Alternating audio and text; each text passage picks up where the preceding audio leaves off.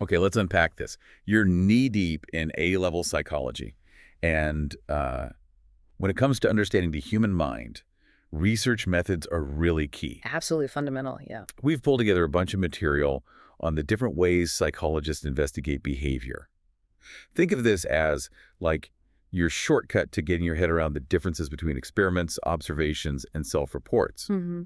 Our mission here is to not just define them, but to highlight their strengths, their weaknesses, in a way that makes this area much clearer for your studies. Exactly. We're looking at everything from really tightly controlled lab setups to observing people out in the real world. Right. And the aim is to give you a solid understanding of how psychological knowledge is actually generated and, well, the challenges researchers grapple with. Yeah, because it's not just theory, is it? Not at all. And here's where it gets really interesting. Understanding these methods is crucial for evaluating any psychological study you come across.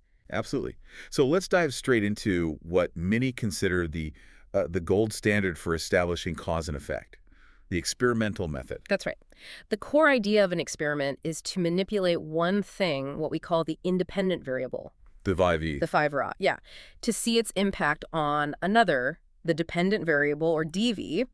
And crucially, researchers try to keep everything else constant. Control those other factors. So they can be more confident that any changes they see are actually because of their manipulation. Okay. And within experiments, we have different types.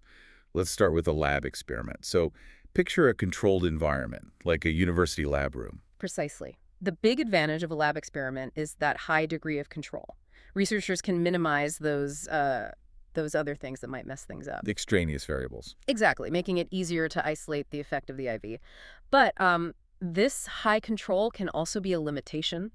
It potentially reduces what we call ecological validity. Ecological validity, where that's about how well the findings actually apply to real life, isn't it? Yeah. So if a study finds people behave a certain way in super artificial lab setting, Yeah. we need to be a bit cautious about saying they'd behave exactly the same way out in the world. Okay, makes sense. Yeah. So then we have field experiments, which take a different tack. Field experiments are done in natural, real-world settings, like a school maybe, or a workplace, somewhere the behavior naturally occurs. Oh, okay. And this can really boost ecological validity because the context is much more realistic. But, well, as you might guess, there's a trade-off. Less controlled. Definitely less control. It's much harder to manage all the different things happening in a real-world environment that could potentially influence your results. Right. Now, our sources also distinguish between true experiments and a couple of other related designs. What actually makes an experiment a true experiment? Okay, the defining features, the things you really need to look for are, 1, the researcher actively manipulates a variable. Changes something deliberately. Yes. And 2, participants are randomly allocated to different experimental groups or conditions. That random allocation is absolutely key. Why is it so important? Well, it helps ensure that the groups are sort of comparable right from the start, before the manipulation even happens. It minimizes pre-existing differences between the groups. Gotcha. Which leads us then to quasi-experiments. These sound like they almost experiments, but are missing that random allocation piece. Exactly that. Quasi-experiments lack that random assignment. This often happens when the variable we're interested in is something we can't ethically or practically assign, gender. Right, you can't randomly make someone male or female. Or an introvert versus an extrovert. Studies comparing groups with and without a specific psychological disorder also fall into this category. Think of it like comparing 2 classes in different schools. They already have differences beyond any teaching method you might try out. So, while a quasi-experiment might still involve manipulating something and measuring an outcome, that lack of random allocation means we have to be more careful. For your A-levels, you can't draw such firm cause and effect conclusions. Precisely. Be cautious. And our notes highlight something important. A quasi-experiment can still happen in a lab. Ah, okay, that could be confusing. It really can. It's easy to mix them up with lab experiments. So just because it's in a lab doesn't make it a true experiment. Always, always look for that random allocation element. Good tip for exams. Okay, then we have natural experiments. These sound interesting. They are quite different, yeah. With natural experiments, the researcher doesn't set them up at all. An event just happens naturally in the real world. Like what kind of event? Oh, maybe the impact of a new government policy, or perhaps a natural disaster, something like that. A variable occurs naturally. And the researchers just observe the effects. They measure its effects on something else, yeah, like people's behavior or attitudes.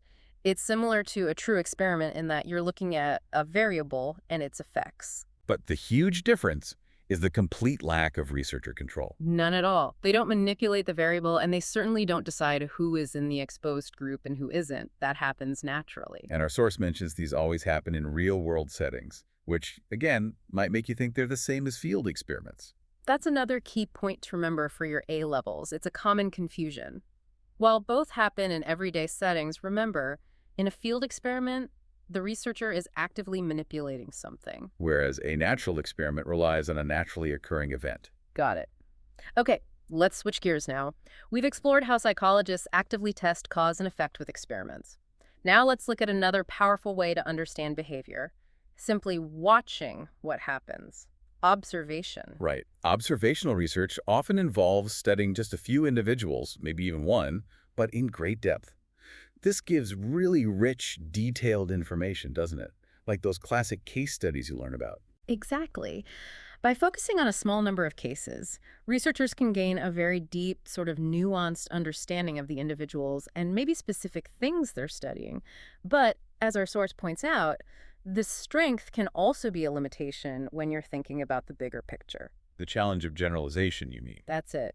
If you're studying individuals with, say, a very rare characteristic or a unique experience, it's difficult to then say whether your findings would apply to the wider population. So case studies give us valuable insights, but maybe not broad applicability. We have to be cautious about how broadly we apply those learnings, yeah.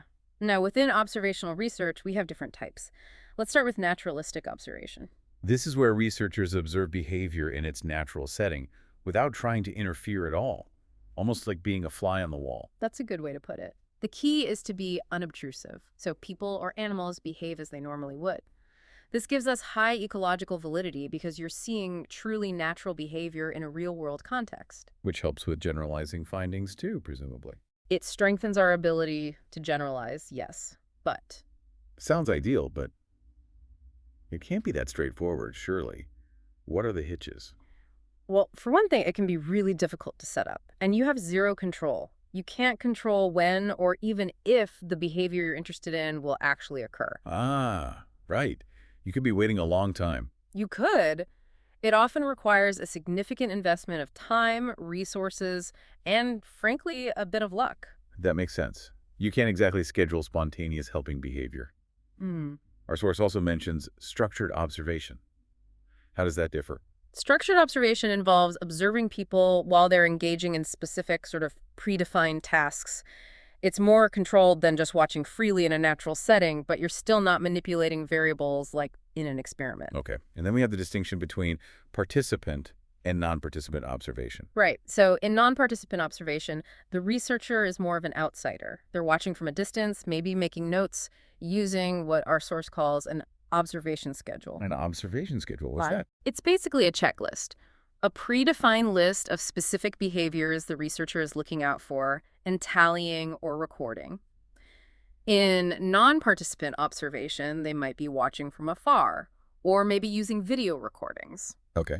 Ideally, as the source notes, people should know they're being observed, but this can lead to them changing their behavior just because they know they're being watched. The observer effect. Exactly, which participant observation tries to get around. Right. Participant observation is where the researcher actually becomes part of the group or situation they're studying, gets involved. Precisely. You know, those classic studies where researchers have joined specific communities or even cults or gone undercover in institutions to gain an insider's perspective? Why would they do that? Well, in some situations, it might be really difficult for an outsider to observe genuine behavior. People might put up a front. But participant observation also comes with its own set of challenges. Like the researcher's presence still potentially changing things, even if they're trying to blend in. Definitely. And ethical issues, too, especially if they're pretending to be someone they're not. Which leads us nicely to covert, overt, and controlled observation. Okay, so covert observation means participants are completely unaware they're being observed. Undercover. Okay. This can reduce those demand characteristics we mentioned, people acting differently because they know they're in a study. They're more likely to act naturally. But Big ethical concerns, I imagine. Lack of consent. privacy? Huge ethical concerns. It's generally only permissible in public places where people might expect to be observed anyway, but recording usually isn't allowed without consent. Okay. So overt observation is the opposite. Yes, overt is where participants know they're being watched. As we said, this is generally more ethical, but you run the risk of that observer effect. Right. People might not act naturally, and controlled observation. Hmm. This sounds like it might blur the lines with experiments again. It can seem that way, but the key difference for your A levels is the lack of manipulation of independent and dependent variables. In a controlled observation, the researcher sets up a specific situation. Think Ainsworth's strange situation for studying attachment. Ah. They set up the scenario and then observe and record what happens, but they aren't deliberately changing an IV to see its effect on a DV. Okay, that distinction is really helpful. Lack of 5V manipulation. Right. Let's move on to methods where we just ask people directly about themselves, self-report techniques. Yep, these methods allow us to tap into people's thoughts, feelings, attitudes, behaviors directly, usually through questionnaires or interviews. Questionnaires or surveys, like lists of questions. Exactly, lists of questions. They can reach a large number of participants relatively easily, on paper, online, through the post sometimes. Good for getting lots of data quickly then. But what about digging deeper, getting more detailed info? That's where interviews come in, right? Yeah. More personal. Exactly. Interviews involve a researcher asking questions directly, usually face-to-face or maybe over the phone or video call now. And there are different types of interviews too. Yeah, structured interviews are very similar to questionnaires, really. There's a set list of questions asked in the same order to every participant, and the researcher just notes down the responses. Very standardized. Very. Then you have unstructured interviews, which are much more like a conversation. How so? Well, the interviewer might start with some initial questions, but they have the flexibility to follow up on interesting points, ask additional questions based on what the participant says, probe deeper. That flexibility sounds like it could lead to much richer, more detailed insights. Finding out things you didn't even think to ask initially. It definitely can. But across all these self-report methods, questionnaires, structured, unstructured interviews, there's a potential issue to always keep in mind. What's that? It's called social desirability bias. Yeah. There's always the possibility that participants might, maybe consciously or unconsciously, alter their responses to present themselves in a more favorable light, to look good. Ah, right. So they might not be entirely truthful if the answer makes them look bad. That can definitely skew the results. It certainly can. It's a key evaluation point for any self-report study. Okay. Finally, let's touch on correlational research. This is where we look for relationships or associations between different variables. That's right. Correlation simply tells us if two or more variables are related in some way as one changes, the other tends to change in a predictable pattern. You often hear that example about ice cream sales and crime rates, right? Ha! Yes, the classic example. It perfectly highlights the crucial point. Correlation does not equal causation. Just because ice cream sales and crime both tend to go up in the summer? Doesn't mean eating ice cream makes you turn to crime. No. There's probably another factor, a confounding variable, like warmer weather influencing both. Precisely. We measure the strength and direction of a correlation using the correlation coefficient, usually shown as the letter R. Okay. And this value ranges from -1, -1 to +1, +1. Right. The closer the number is to 1, whether it's +1 or -1, the stronger the relationship. A number closer to 0 means a weaker relationship, or maybe no relationship at all. And the sign, the plus or minus. That tells you the direction. A positive correlation means the variables tend to move in the same direction as one goes up, the other goes up. A negative correlation means they move in opposite directions as one goes up, the other goes down. So like maybe a positive correlation between hours spent revising and exam grades? Hopefully. And maybe a negative correlation between time spent watching TV and grades. Perhaps. So correlational research is useful for spotting if relationships exist and how strong they are. But it absolutely doesn't tell us why that relationship exists. Exactly. That's the takeaway. While one variable might, in fact, cause the other, there could always be a third, unmeasured variable influencing both. Or maybe the relationship is just pure coincidence. Yeah, it's a really common mistake, isn't it, to jump from correlation to causation. So super crucial point to grasp for your A levels. Correlation shows a link. But experiments are needed to really provide strong evidence for cause and effect because they try to control those other factors. Absolutely. Yeah. Okay, so wrapping this up, what does this all mean for you as you continue your A-level psychology journey? Well, hopefully you now have a much clearer understanding of the main tools in a psychologist's toolkit. Yeah, recognizing the strengths and the weaknesses of each method is just vital for critically evaluating the research findings you read about, and for understanding why researchers choose certain approaches over others for specific questions. This deep dive should give you a solid foundation for tackling those research methods questions in your studies and exams. Definitely. Remember to always think about the trade-offs involved in each approach. That balance between control and real-world relevance, the ethical considerations. And the specific kinds of insights each method can actually offer. They all tell us different things. They do. Okay, here's a final thought for you to consider, something to mull over. Yeah. Think about a psychological topic you're currently studying, maybe memory or attachment or stress. Mhm. How might a researcher investigate it using, say, an experiment? And then how might they look at it using naturalistic observation? And maybe a questionnaire too. Ooh, good challenge.